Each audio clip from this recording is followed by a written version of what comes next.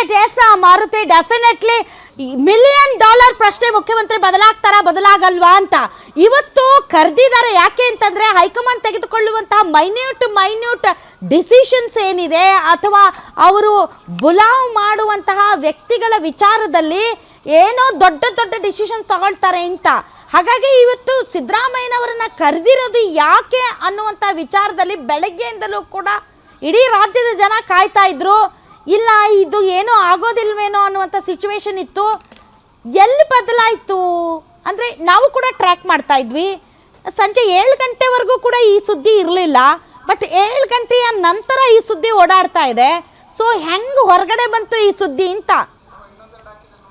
ರಾಧಾ, 6 ಗಂಟೆ ನ್ಯೂಸಲ್ಲಿ ಲೈವ್ ಕೊಡುವಂಥ ಒಂದು ಸಂದರ್ಭದಲ್ಲಿ ನೀವು ಭಾಳಷ್ಟು ವಿಚಾರಗಳಲ್ಲಿ ಮರ್ತಿರ್ಬೋದು.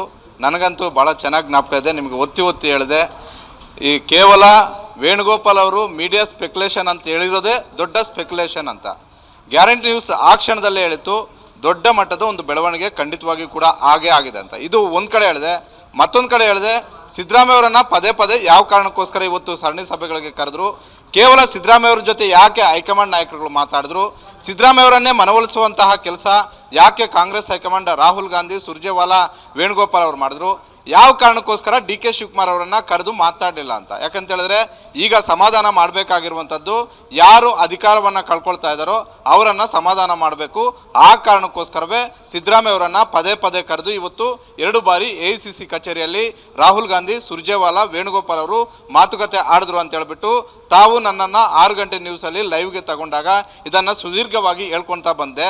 ಅದಾದ ಬಳಿಕ ಹೇಳಿದೆ, ಕೇವಲ ಪರಿಷತ್ತು ರಾಜ್ಯಸಭೆ ವಿಚಾರಕ್ಕೆ ಅಭ್ಯರ್ಥಿಗಳ ಆಯ್ಕೆ ವಿಚಾರ ಆಗಿದ್ರೆ ಯಾವತ್ತೂ ಕೂಡ ಕಾಂಗ್ರೆಸ್ ಈ ಸಂಪ್ರದಾಯವನ್ನು ಮಾಡಿರಲಿಲ್ಲ. ದೆಹಲಿವರೆಗೂ ಸಾಲು ಹಿರಿಯ ನಾಯಕರುಗಳನ್ನು ಕರೆದು, CM ಕರೆದು, DCM ಕರೆದು, ಅಧ್ಯಕ್ಷನ ಕರೆದು, ನಾಯಕರುಗಳನ್ನು ಕರೆದು ಮಾತಾಡಿರಲಿಲ್ಲ. ಇಷ್ಟು ಜನರನ್ನು ಕರೆದಿದ್ದಾರೆ ಅಂತ ಹೇಳಿದ್ರೆ something is going to big development ಅಂತ ಹೇಳ್ಬಿಟ್ಟು ಹೇಳಿದೆ. ಆ ಡೆವಲಪ್ಮೆಂಟ್ ಆಗಿದೆ ಅನ್ನುವಂಥ ಒಂದು ಖಚಿತ ಮಾಹಿತಿ ದೆಹಲಿಯ ಮೂಲಗಳಿಂದ ಸಿಗ್ತಾ ಇದ್ದಾವೆ. DK ಶಿವಕುಮಾರ್ ಅವರ ಆಪ್ತ ಮೂಲಗಳಿಂದ ಸಿಗ್ತಾ ಇದೆ.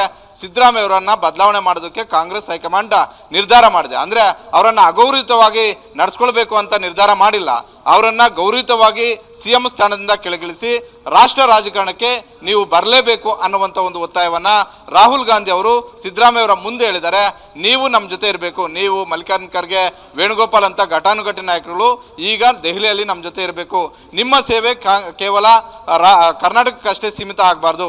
ನಮ್ಮ ಮುಂದಿನ ರಾಜಕೀಯ ಹಿಂದುಳಿದವರು, ದಲಿತರು ಹಾಗೂ ಅಲ್ಪಸಂಖ್ಯಾತರನ್ನು ಇಟ್ಕೊಂಡು, ಅಂದರೆ ಅಹಿಂದ ಫಾರ್ಮುಲಾದಲ್ಲೇ ಮುಂದೆ ರಾಷ್ಟ್ರದಲ್ಲಿ ರಾಜಕಾರಣ ಮಾಡ್ತಿರೋದ್ರಿಂದ ನಿಮ್ಮ ಸೇವೆ ನಮಗೆ ರಾಷ್ಟ್ರಕ್ಕೆ ಅಗತ್ಯವಾಗಿದೆ. ಹೀಗಾಗಿ ನೀವು ಕರ್ನಾಟಕವನ್ನು ಬಿಟ್ಟು ದೆಹಲಿಗೆ ಬನ್ನಿ ಅನ್ನುವಂತಹ ಮಾತುಗಳನ್ನು ಸಿದ್ದರಾಮಯ್ಯ ಅವರು ಹೇಳಿರುವಂಥದ್ದು